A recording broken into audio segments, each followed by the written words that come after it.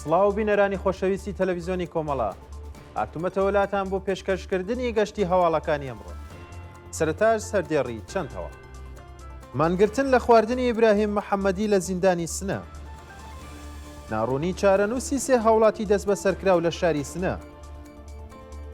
برینداربوونی سێ کەس لە هێرشی ئاسمانی تورکیا بۆ سەر کۆبانی.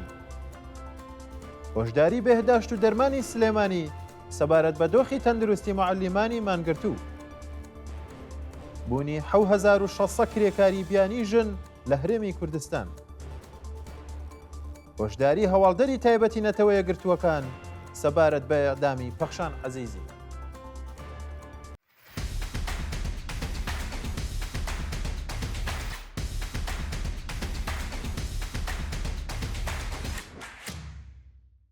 مانگرتنی ئیبراهیم محەممەدی لە خواردن لە زیندانی سنە. ئیبراهیم محەممەدی بەندکراوی سیاسی ڕاگیراو لە زیندانی سنە ماوەی 7 ڕۆژە دژ بە گوشاری ئیدارەی ئیتلاعات بۆ سەر بنەماڵەکەی و سەپاندنی سزای ناڕەوا بەسەریدا مانی لە خواردن گرتووە. ڕۆژی 20 ڕێبەندانی 1402 ئیبراهیم محەممەدی لەلایەن لقی یەکی دادگای ئینقلابی سنە بە سەرۆکایەتی قازی محەممەد کەرەمی بە تۆمەتی تەبلیغ دژی نیزام بە 12 مانگ زیندان مەحکوم کرا.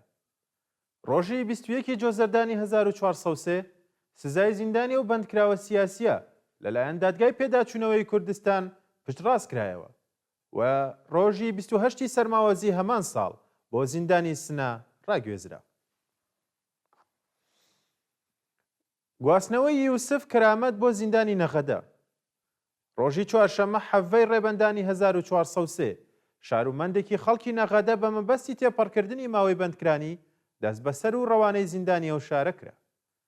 یوسف کەرامەت لە سەردەمی شۆڕشی ژینا جارێک دەست بەسەر و بە سەختی ئەشکەنجە درابوو. ماوەیەک لەمەوبەرە و هاوڵاتیە بۆ جارێکی دیکە لەلایەن ناوەندەمنیەکانی حکومەتەوە دەست بەسەر و پەروەندە سازی بۆ کرا. ناوبراو لەلایەن دادگای ئینقلابی ئەو شارە بە تۆمەتی تەبلیغ دژی نزام بە 6 مانگ زیندانی تازیێری مەحکوم و ڕۆژی چوارشەمە بە مەبەستی تێپەڕکردنی ماوەی بەندکرانی دەست بەسەر و بۆ زیندان گوازراوەتەوە. ناڕوونی چارەنووسی سێ هاوڵاتی دەست بە سەرکراو لە شاری سنە. بە پێی راپۆرتی ناوەندەکانی مافی مرۆڤ، چارەنووسی سێ هاوڵاتی بەناوەکانی ڕەحمان ڕەحیمپور بەندکراوی سیاسی پێشوو، هیوا ئەمینی و بەهمەن فەیزی هەر سێ خەڵکی سەقز لە گرتوخانەی ئیتلاعاتی سنە بە ناڕوونی ماوەتەوە. ڕۆژی چوارشەمە دەی ڕێبەندانی 1403 ڕەحمان ڕەحیمپور، هیوا ئەمینی و بەهمەن فەیزی لەلایەن هێزەکانی حکومەتەوە دەست بەسەر و پاش چەند ڕۆژ بۆ گرتوخانەی ئیتلاعاتی سنە ڕاگوێزراون. ماوەی 8 ڕۆژە ئەو سێ هەوڵاتیە لە دەست ڕاگەشتن بە پارێزەر و چاوپێکەوتن لەگەڵ بنەماڵەکانیان بێبەش کراون و هیچ زانیاریەک لەسەر هۆکاری بەندکران و ئەو تۆمەتانەی خراوەتە پاڵ دۆسیەکانیان لەبەردەستدا نییە. برینداربوونی سێ کەس لە هێرشی ئاسمانی تورکیا بۆ سەر کۆبانی. ڕۆژی هەینی 19 ڕێبەندان فڕۆکە بێفڕۆکەوانەکانی دەوڵەتی تورکیا خەڵکی مەدەنیان لەسەر بەنداوی تشرین لە کۆبانی کردا ئامانج و لە ئەنجامیە و هێرشەدا سێ کەسی مەدەنی بریندار بوون. ڕۆژی هەینی خەڵکی ئازادی خواز لە شارەکانی دێرەزور، تەبقا و ڕەقا خۆیان گەیاندە بەنداوی تشرین و بۆ پشتیوانی لە هێزەکانی سووریای دیموکراتیک مانیان گرت. هاوکات فڕۆکە بێفڕۆکەوانەکانی دەوڵەتی تورکیا و تۆپخانەی گروپە جیهادیەکانی سەر بە وڵاتە بەنداوی تشرین و پردی قەرە قۆزاقیان بە چڕی بردومان کرد. لە ئەنجامی ئەو هێرشانەدا سێ کەسی مەدەنی بە سەختی بریندار و بۆ ناوەندە دەرمانیەکان ڕاگوێزراوە. هۆشداری بێهداشت و دەرمانی سلێمانی سەبارەت بە دۆخی تەندروستی معەلیمانی مانگرتوو. ڕۆژی هەینی 19 ڕێبەندان ڕێکخراوی بێهداشت و دەرمانی پارێزگای سلێمانی سەبارەت بە دۆخی خراپی تەندروستی معەلیمانی مانگرتوو هۆشداری بەبەر پرسانی هەرێمی کوردستاندا. نزیک بە 2 هەفتەیە کۆمەڵێک لە معەلیمانی سلێمانی لە بەردەم دەفتەری نەتەوە یەکگرتووەکان خێوەتیان هەڵداوە و دژبەنەدانی هەقدەست و جێبەجێ نەکردنی داخوازیەکانیان مانیان گرتووە. لەو ماوەیەدا خەڵکی مەدەنی، نوێنەرانی پەرلەمان، باڤڵ تاڵەبانی و کانونی پارێزەرانی سلێمانی سەردانی مانگرتوانیان کردووە. بەڵام هێشتا هیچ یەک لەو داخوازیانیان جێبەجێ نەکراوە. ڕۆژی هەینی ڕێکخراوی بەهداشت و دەرمانی سلێمانی سەبارەت بە تێکچوونی دۆخی تەندروستی مانگرتوان هۆشداری دا و 106 دامەزراوەی مەدەنیش لە نامەیەکدا داوایان لە سەرۆکی هەرێمی کوردستان و نەتەوە یەکگرتووەکان کرد کێشە و گرفتی مامۆستایان و فەرمانبەرانی هەرێمی کوردستان چارەسەر بکەن. بوونی 1600 کرێکاری بیانی ژن لە هەرێمی کوردستان. بە پێی راپۆرتی میدیاکانی هەرێمی کوردستان هەزاران کرێکاری بیانی لە باشووری کوردستان کار دەکەن و 1600 کەسیان ژنن. بە وتەی چالاکانی کرێکاری هەرێمی کوردستان 55 شێرکەت کرێکارانی ژن بۆ کاری نێوماڵان بەکاردەبەن و تەنیا 350,000 دیناریان پێدەن کە لە ژێر هێڵی هەژاریدایە. پێشتر زیاتر لە 220 شرکت کرێکاری بیانیان هاوردەی کوردستان دەکرد.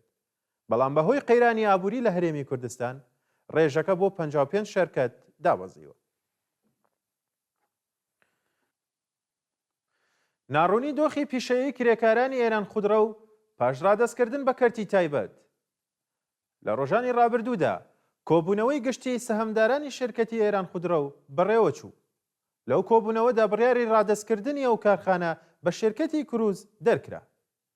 دەرکردنی ئەو بڕیارە لەلایەن سەهەمدارانی شرکەت نیگەرانی و ناڕەزایەتی کرێکارانی لێکەوتەوە و کۆمیسیۆنی ئەسڵی نەوەی مەجلیس لە نامەیەکدا داوای لە جێگری سەرۆکی دەزگای قەزایی ڕژیم کرد ڕێگە لە نووسینی کۆبوونەوەی گشتی نایاسایی سەهەمداران لە سامانەی تۆمارکردنی شرکەت بگرن. شەڕ و پەلاماری نێوان مافیەکانی دەسەڵات بۆ دەستگرتن بەسەر شرکەتی ئێران خودرە و لە حاڵێکدایە کە ئەو شرکەتە لە 2 ساڵی ڕابردوودا بەردەوام زیانی بەرکەوتووە و ئێستا کرێکاران نیگەرانی دۆخی پیشەیی و داهاتووی شرکەتن. سێهەمین راپۆرتی دەستدرێژی بۆ سەر ژنانی نەخۆش لە نێو ئەمبولانس. ڕۆژنامەی شەرق لە راپۆرتێکی نوێدا باسی لە دەستدرێژی سێکسی بۆ سەر کچێکی گەنج لە نێو ئەمبولانس و خۆکوژی خۆی و خوشکەکەی کردووە. ئەمە سێهەمین راپۆرتی ئازار و دەستدرێژی سێکسیە کە لە نێو ئەمبولانس تۆمار دەکرێت. ڕۆژی پێنجشەمە 18 ڕێبەندان باوکی یەکێک لە قوربانیان ڕایگەیاندووە کە خەرمانانی ساڵی 1401 کچەکەی لەلایەن کادرێکی ئۆرژانسی کەرەج بێهۆش و ئازاری جنسی دراوە. هەرچەند شۆفێری ئەمبولانس و کادری ئۆرژانس هەریەکە و 99 زەربە شەلاقیان بەرکەوتووە بەڵام تەنیا بۆ ماوەی 2 ساڵ لە کار دوورخراونەتەوە.